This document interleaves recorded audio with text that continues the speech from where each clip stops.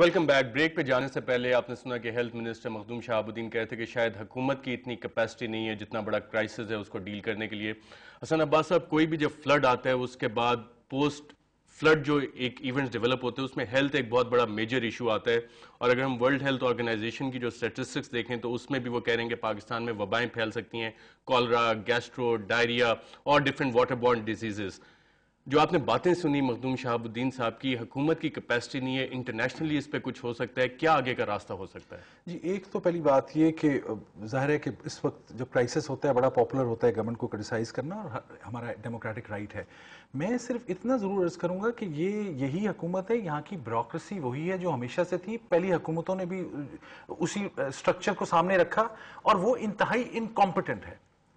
لہٰذا میں یہ صرف کہوں گا کہ اگر اسٹیٹ سب کچھ نہیں کر سکتی اتنے بڑے کام میں، این جی اوز نے کیا کیا؟ انہوں نے بڑی اچھی باتیں بتائیں اور وقفے کے دوران بھی یہ بتا رہے تھے کہ اتنے اچھے پروجیکٹس انہوں نے شروع کیے. ان کو خود کرنا پڑے گا، ان کو بھی کوارڈینیٹ کرنا پڑے گا، این جی اوز کے درمیان کوارڈینیٹ کرنا پڑے گا. لہٰذا ایک تو اسٹیٹ کی یہ بات کہ سارا ذمہ اسٹیٹ پہ لگا دینے سے مسئلہ حل نہیں ہوتا. شوڈ وی ایکسیپٹ کہ اسٹیٹ کا فیلئر ہو چکا ہے؟ میں یہ کہوں گا کہ اسٹیٹ بیوروکریسی کی جو انکمپیٹنس ہے وہ بڑی سامنے ہے، اور وہ کسی ایک ارتھکویک پہ بھی ہم نے دیکھی تھی. ہم نے سبجیکٹ ڈفرنٹ ہے، وار ملیٹنسی میں بھی ہم دیکھتے ہیں، ہم اکنامک مینجمنٹ میں بھی دیکھتے ہیں. وہ ایک اسٹیبلش فیکٹ ہے، اس سے کسی قسم کا میریکل ایکسیپٹ مت کریں. ہاں، کر کیا سکتے ہیں؟ پولیٹیکل لیڈرشپ کو کوارڈینیشن پہلے کلیئر کرنی پڑے گی. World health organization, save the children, ان لوگوں کے ایمرجنسی پلانز موجود ہوتے ہیں. آپ ان کو بلائیں، ان کا کنسرن این جی او کے ساتھ. پرائیویٹ سیکٹر میں بڑے بڑے لوگ ہیں، ستار ایدی کی کیپیسٹی ان کی آرگنائزیشن کی سٹیٹ کی کیپیسٹی سے بعض جگہوں پہ ایمرجنسی ریلیف میں زیادہ ہے. فوج بڑا زبردست کام کر رہی ہے، کوارڈینیٹ کرائیں گے انٹرنیشنل آرگنائزیشنز کے ساتھ. آپ یہ کوارڈینیشن جو ہے، اس میں پرابلم یہ ہے اتھارٹیرین جو ہوتے ہیں نا، سوسائٹیز بن جاتی ہیں، اس میں جس کے پاس پاور ہوتی ہے وہ کہتا ہے سارے فیصلے میں کروں گا، ہیلتھ کا بھی میں کروں گا، فلاں بھی میں کروں گا. پرائم منسٹر 5 لوگوں کی بتائیں کہ یہ 5 جس طرح کمیشن کی بات ہوئی تھی، یہ 10 لوگ ہیں. ٹی وی پہ ہر چینل پہ آپ بتائیں ہیلتھ کے ایشو کا کوارڈینیٹنگ چیف ہیلتھ منسٹر ہے.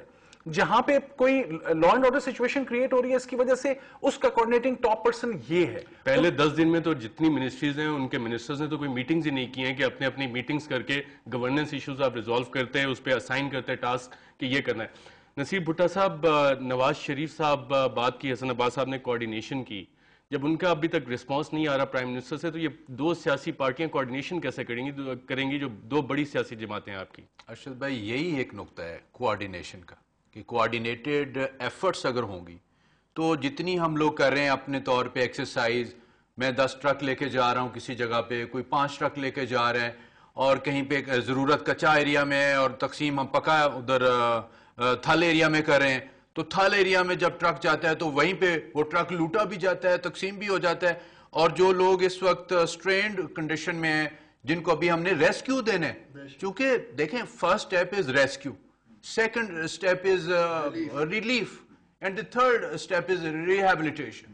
اگر ہم ریہیبلیٹیشن ایک بہت بڑا آبجیکٹیو ہے ہمارے سامنے، اس میں تو شاید 5 سے 10 سال لگے. ایون ریسکیو کی سٹیجز پہ ہمیں فیلئر نظر آ رہا ہے. ابھی جمال بتا رہے تھے نا کہ ریسکیو کی سٹیج جو ہے کہ ایسے لوگ جگہ پہ ہیں جو جزیرے بن چکے ہیں، ان کے ارد گرد پانی ہے اور اندر لوگ پھنسے ہوئے ہیں، وہاں پہ آپ کو فوڈ آئٹم وہاں پہ اویلیبل نہیں ہے.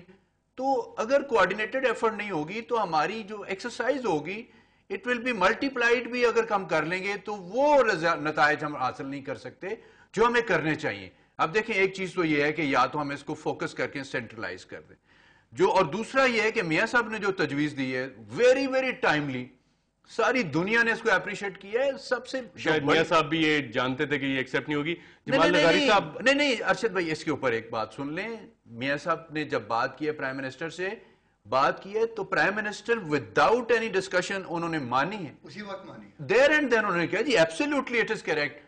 He was having no objection even to the personalities.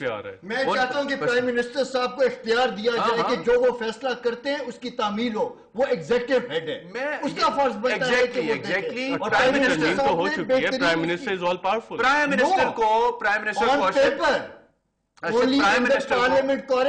Minister کو وہ کلچز جو ہیں اس وقت، وہ کلچز پرائم منسٹر کو توڑنا پڑیں گی تاکہ وہ کلچز توڑ کر کے فیصلے لیں. کون سے کلچز؟ وہی کلچز کہ اگر دیکھیں انہوں نے کہا کہ within 72 hours the matter will be finalized and decided. Finalized تو there and then it was happened when Mia Nawaz Sharif contacted him. اور وہ ان سے ملے، ساتھ ہی ساکھدار تھے.